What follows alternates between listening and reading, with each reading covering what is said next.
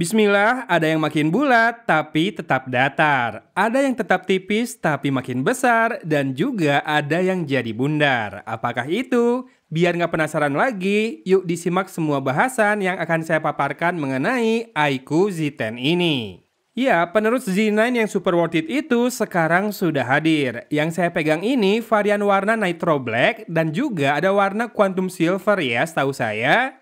iQOO ini sendiri adalah brand smartphone dari Vivo yang punya niche pasar lebih spesifik, tapi tetap pakai pabrikan yang sama ya dengan Vivo di Indonesia, pun layanan after sales-nya tetap melalui service center milik Vivo. Anyway, memang boxnya nampak sama persis dengan Z9 lalu. Sementara isi di dalamnya antara lain smartphone-nya sendiri, stiker IMEI, lalu ada softcase bening, buku panduan ringkas, buku garansi, kabel data Type A to Type C, SIM ejector, dan Vivo flash charge 90W adapter.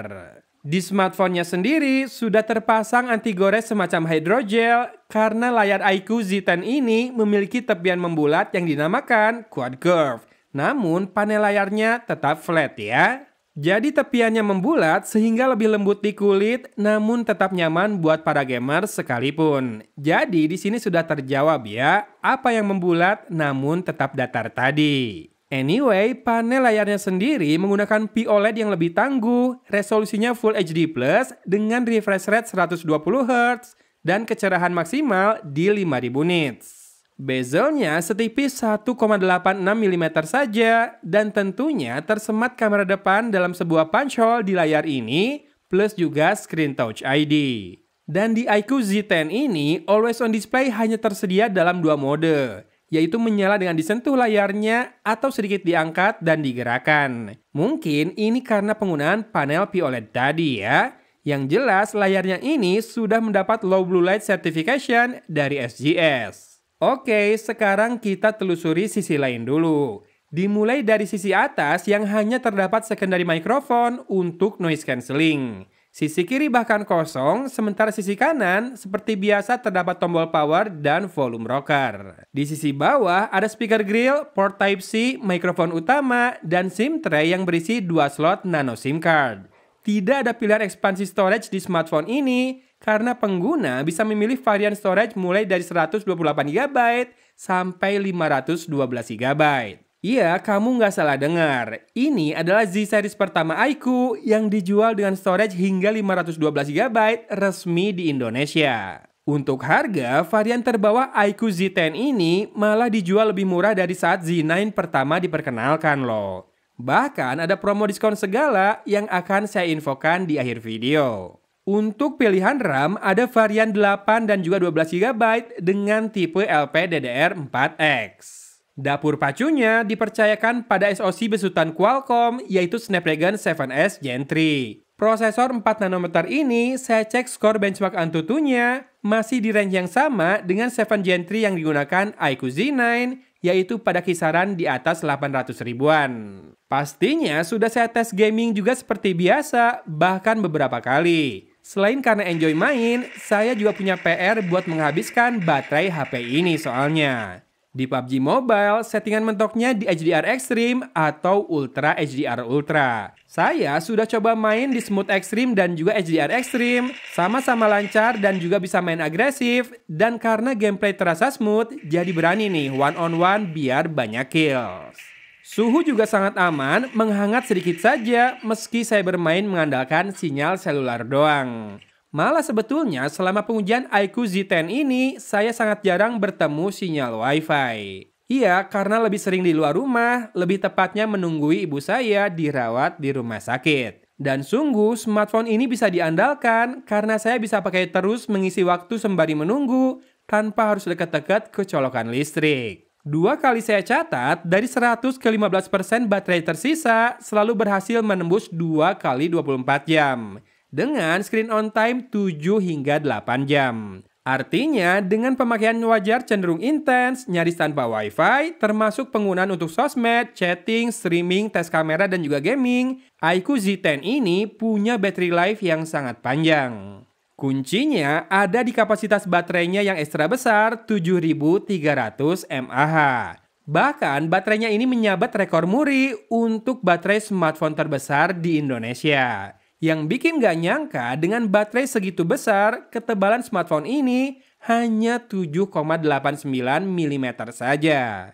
Dan betul, inilah yang saya maksud dengan ada yang tetap tipis tapi makin besar. Saya beberapa kali bilang ke followers yang berkonsultasi bahwa tahun ini baterai Vivo itu lagi bagus-bagusnya. Teknologi Blue Volt Battery milik Vivo ini yang memungkinkan baterai-baterai berkapasitas besar bisa makin tipis. Dan ada bonus nih, selain 90 watt flash charge dengan adaptor bawaan, iQOO Z10 ini tetap ngangkat hingga 35 watt saat dicas dengan protokol power delivery yang biasa ada di charger-charger laptop terbaru.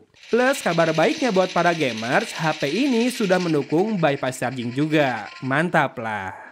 Untuk software, iQOO Z10 sudah hadir dengan PhoneTouch OS terbaru berbasis Android 15. Kabarnya, smartphone ini dapat jaminan 2 kali software update dan 3 tahun security update. Lalu ada jaminan 50 months smooth experience yang artinya dijamin tetap gegas meskipun sudah lebih dari 4 tahun penggunaan.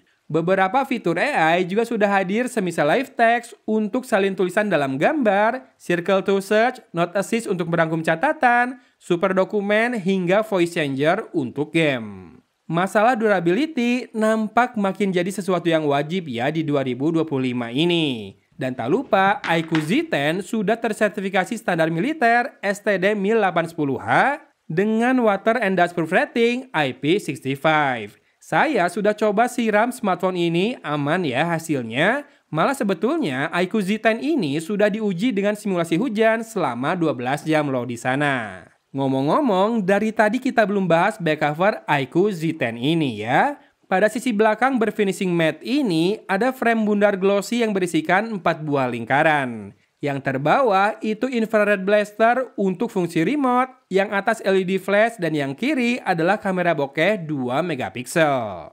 Nah, lingkaran yang kanan adalah kamera utamanya yang menggunakan sensor Sony IMX882 dengan resolusi 50 megapiksel plus sudah memiliki OIS. Hasil fotonya sih oke banget ya buat level harganya. Saya sudah tes outdoor, indoor, night mode, dan juga low lights. Rata-rata hasilnya memuaskan, nggak ada yang di bawah ekspektasi. Even selfie dengan kamera depan 32 megapikselnya pun terasa enjoyable. Catat saja, mungkin di viewfinder akan terlihat background yang silau alias overbright. Namun setelah dilihat hasil jadinya di galeri, ada prosesnya yang dilakukan untuk membuatnya lebih nyaman di mata loh. Untuk perekaman video bisa hingga 4K 30 fps atau Full HD 60 fps baik kamera depan maupun kamera belakang. Bedanya di kamera belakang ada mode Ultra Stabilization untuk merekam lebih stabil saat dalam keadaan bergerak dengan resolusi Full HD 30 fps. Teman-teman bisa simak langsung sampelnya sebentar lagi ya. Bagaimana? Sudah tidak penasaran dengan tebak-tebakan saya di awal tadi? Tunggu dulu, belum selesai ya. Info harga dulu dong, penting banget nih. Iya, ini menarik karena iQOO Z10 ini dijual dengan harga varian terendah yang malah di bawah harga Z9 lalu. Jika Z9 dulu startnya di Rp3.999.000, maka Z10 ini dijual mulai Rp3.699.000 saja. Lebih menarik lagi karena ada launch promo di mana kita bisa mendapatkannya dengan harga yang lebih hemat lagi, mulai dari Rp3.199.000 saja. Wah, menang banyak ya ini mah. Jangan lupa buat yang butuh storage besar, iQOO Z10 ini juga sudah tersedia dalam varian 512 GB ya. Semua linknya lengkap saya bantu munculkan di deskripsi video ini. Manfaatin deh ya semua promonya. Oke, hatur nuhun dari Kota Cimahi. Agun pamit undur diri. Wassalamualaikum warahmatullahi wabarakatuh.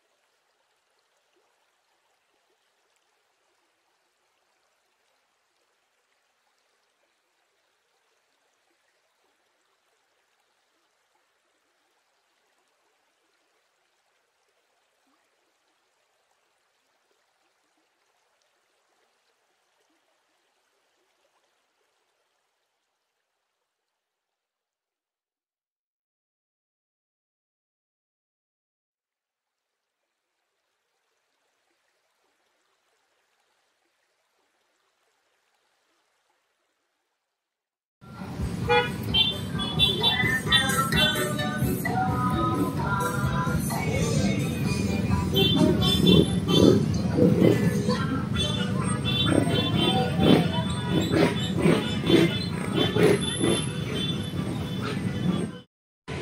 video 4K 30 fps tidak menyala ya, ultra stabilization-nya.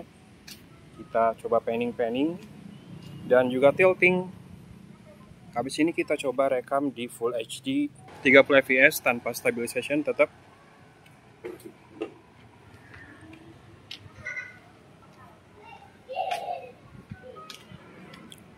Sekarang video stabilization ultra menyala di Full HD 30 fps. Saya jalan tidak terlalu kencang, tapi juga tidak pelan. Dan dengan pencahayaan yang bagus kayak gini sih, bagus juga hasilnya ya, warnanya hidup banget. Gimana? Atau mau coba dulu di Full HD? Sekarang Full HD 30 fps dan saya nyalakan vocal enhancement ya, biar lebih bagus lagi suaranya. Kebetulan ini mulai lewat tempat yang berangin. Lanjut di sini, karena tadi kepotong odong-odong. Silakan disimak lagi ya, audionya udah nggak ada angin sih. Stabilisasinya bagus nggak buat vlogging? Boleh komen ya. Wajahnya sih bagus warnanya nih.